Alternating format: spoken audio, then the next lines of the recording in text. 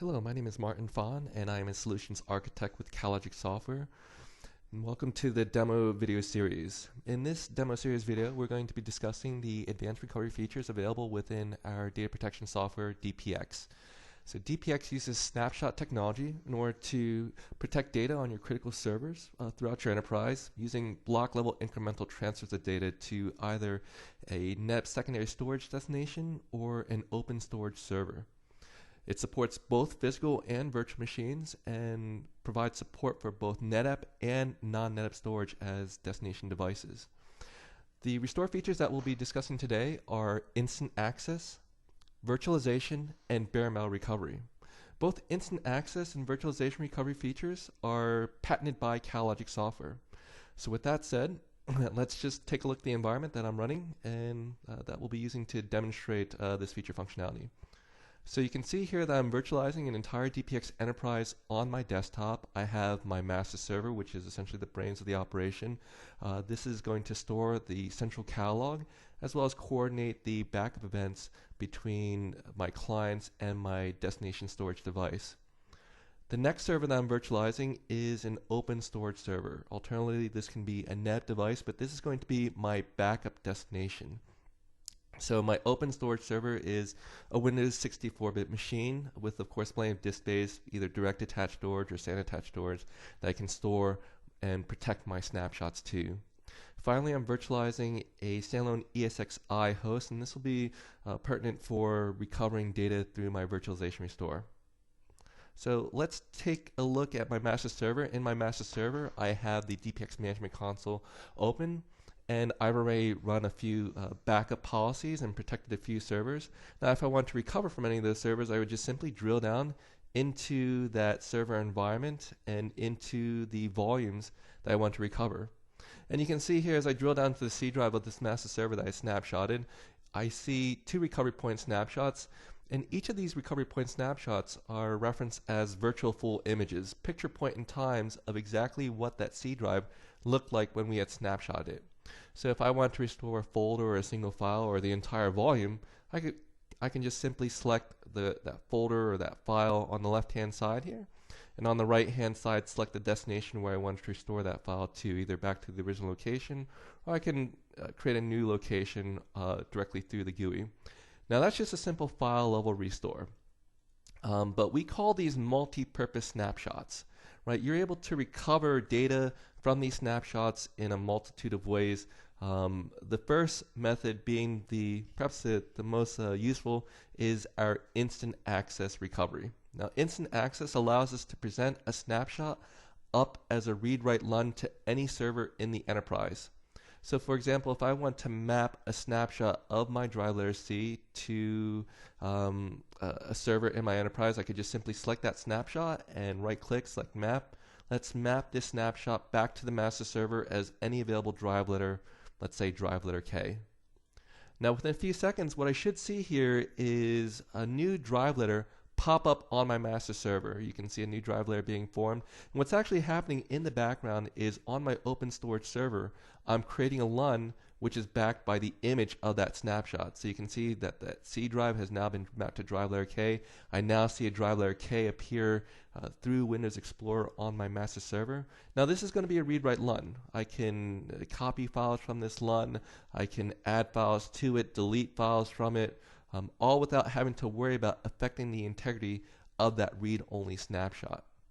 And whenever I'm finished with that mapping, I can just simply right-click on my master server, issue a show map drives, and should see that the K drive is currently mapped on the server. I can just select unmap to dissolve the LUN off of my open storage server and log out the scuzzy target from my master server. So now I should no longer see a drive letter K through my Windows Explorer view.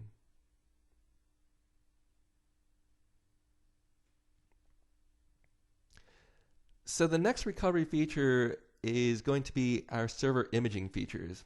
Now, instant access is very useful in the event that we want to recover a single file or an application or, let's say, an entire volume back to the server. But what if we weren't able to boot up that server? Let's say we couldn't access the operating system, we couldn't access the backup agent or the scuzzy initiator running on that client.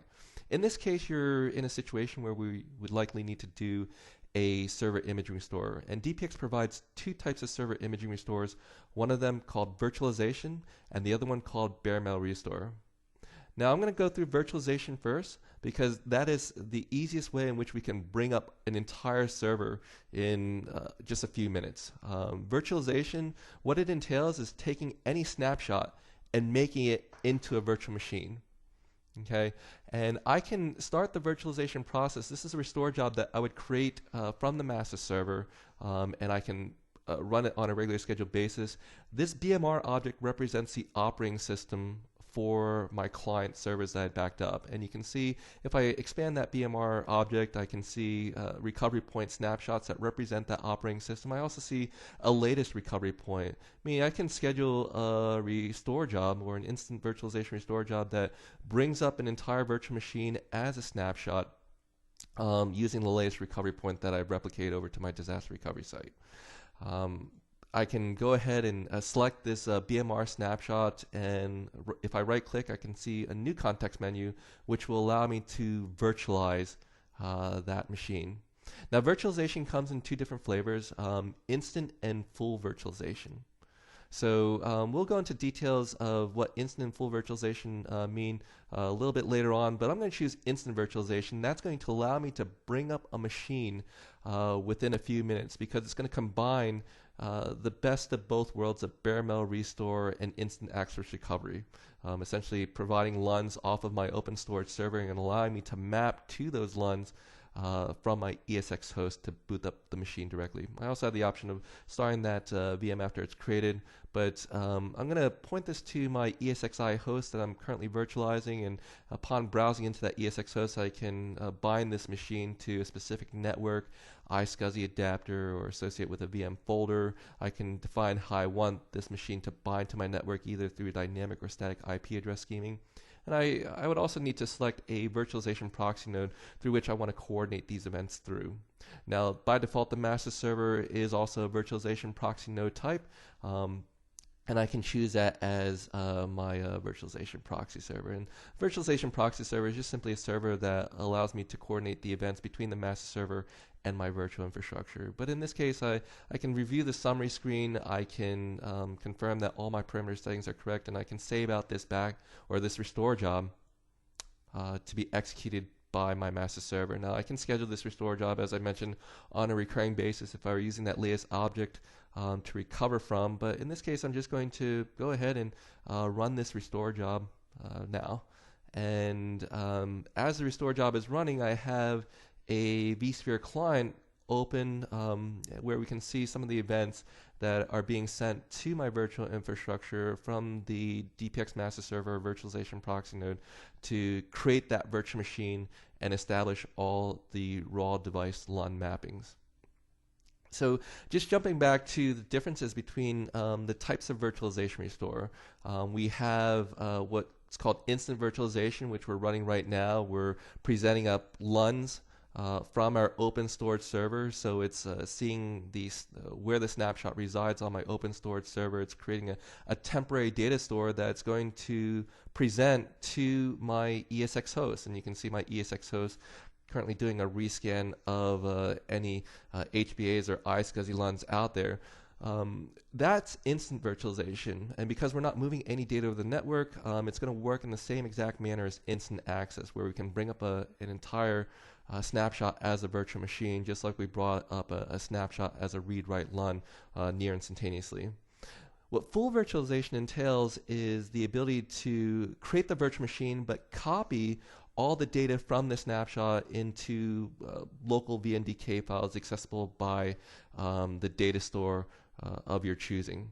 Now, you'd want to use full virtualization, especially if you were, let's say, restoring machine to production and you needed the most efficient use of I/O storage. However, if you just wanted to bring up a machine in test mode very quickly, instant virtualization is the way to go.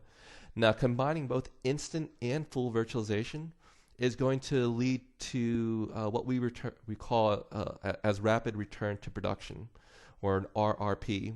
So this is combining the best of both worlds of instant and full virtualization. We'll perform an instant virtualization immediately followed by a full virtualization in order to bring up the machine quickly, but at the same time, once the machine is up, perform a storage vMotion migration in the background of those dataset resources back to an ESX data store, so that when all is said and done, you have a machine up and running, but in the background, the machine is actually restoring itself back to a local ESX data store.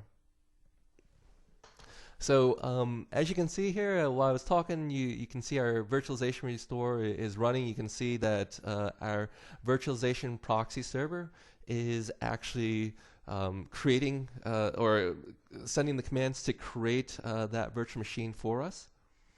And the machine is currently booting up, and we're just going to wait for this machine to come online. So at this point, I'm just going to pause the video and come back in a few minutes.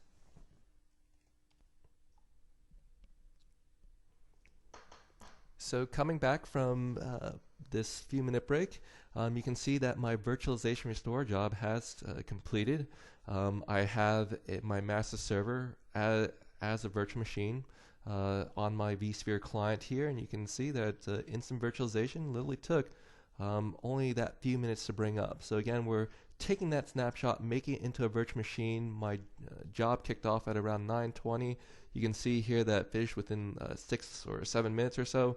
And now the end result is a virtual machine that has raw device mappings pointing to LUNs exposed by my open storage server. So these hard disks representing my C and my D drive on my master server are actually mapped raw LUNs presented by my open storage server. Again, instant recovery in a few minutes or less because we're not moving any data over that network.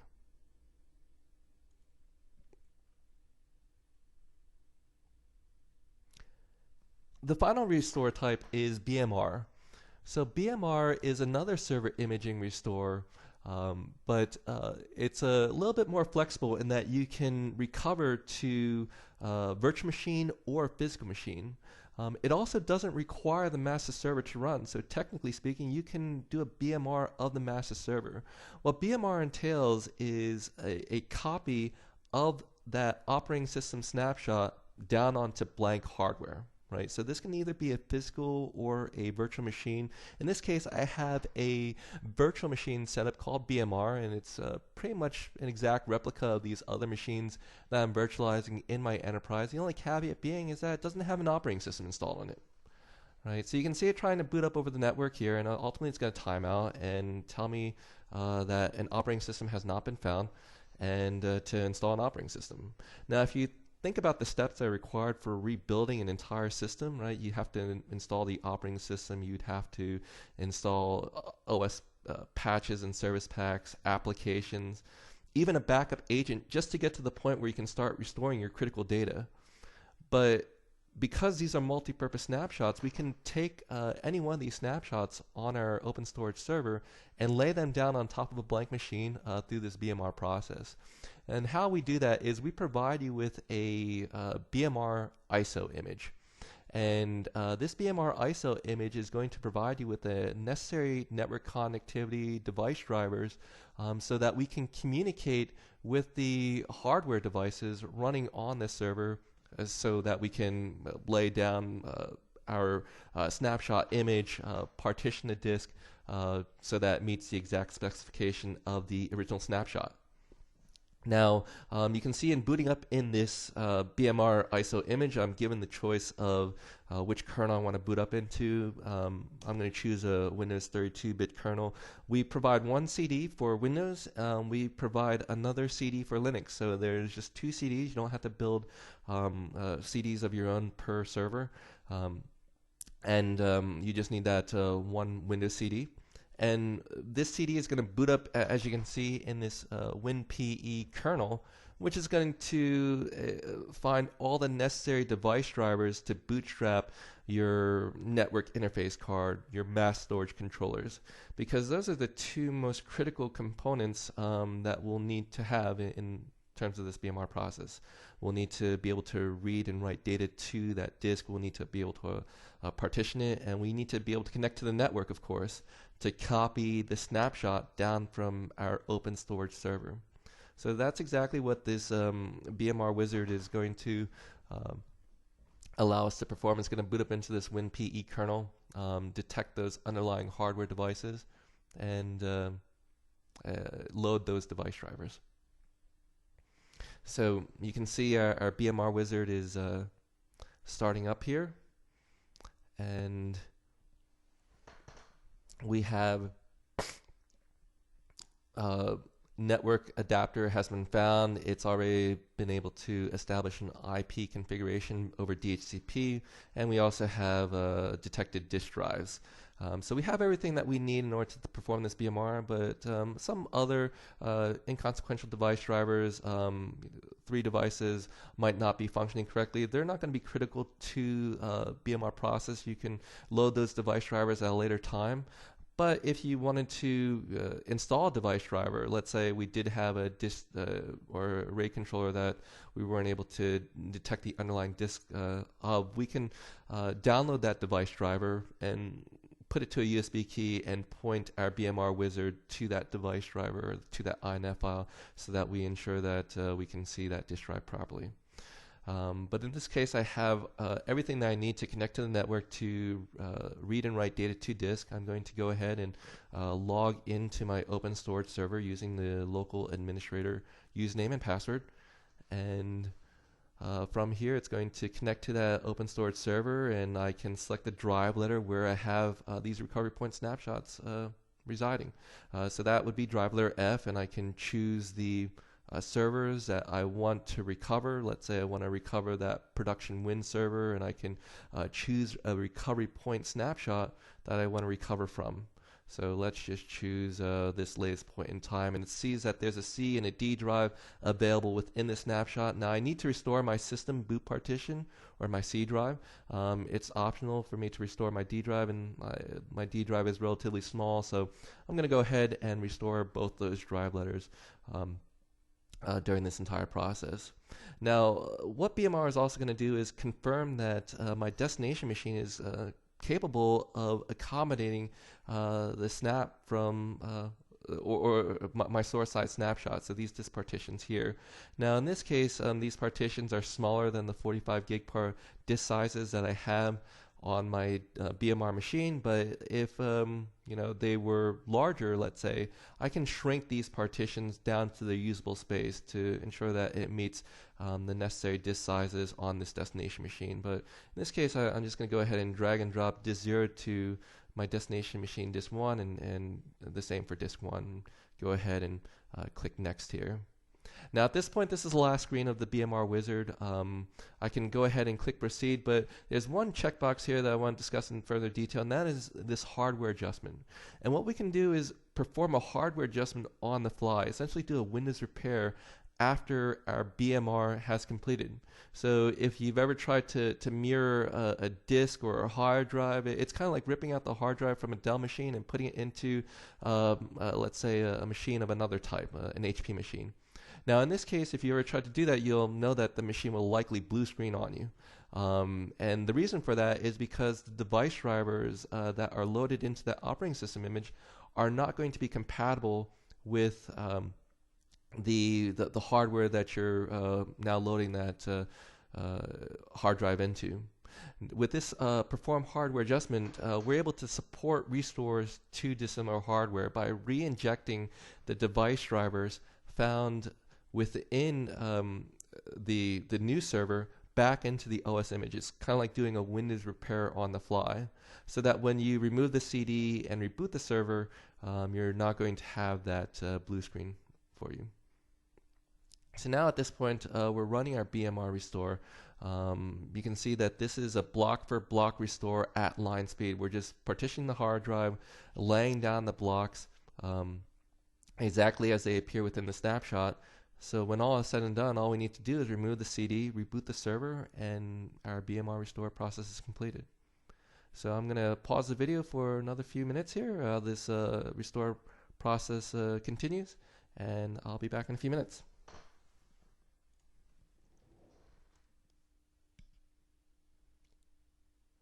So coming back from the break, you can see that my bare metal restore has completed successfully. I can just simply click OK, and you can see it doing its repair operations prior to rebooting the system. I can simply just restart this machine now after removing the CD, of course, but in this case I have my machine configured to boot up directly off the hard drive as first priority. So you can see it booting up into that Windows operating system for my ProdWin server. So this concludes the demonstration video on the advanced recovery features of Catalogic Software's DPX. In this video we discussed the three recovery features: instant access, instant virtualization, and bare metal restore, with instant access and instant virtualization being patented technologies by Catalogic Software. We thank you for your time and attention, and if you have any questions, please visit our website at www.catalogicsoftware.com. Thank you.